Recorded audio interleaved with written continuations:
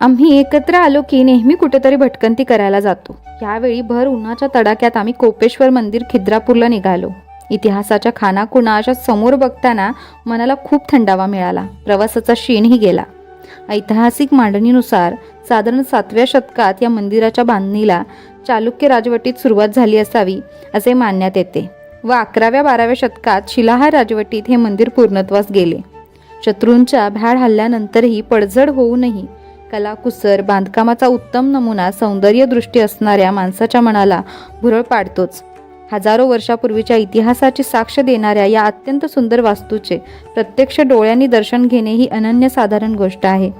आपल्या कोल्हापूर विषयीचा अभिमान अजून जास्त उंचावतो जेव्हा या वास्तूला आपण न्याहाळतो. तुम्ही इथे जाऊन आला आहात का? कमेंटमध्ये नक्की सांगा. चॅनलवर नवीन असाल तर चॅनल सबस्क्राईब करा आणि इन्स्टा पेज सुद्धा फॉलो करा. बाय.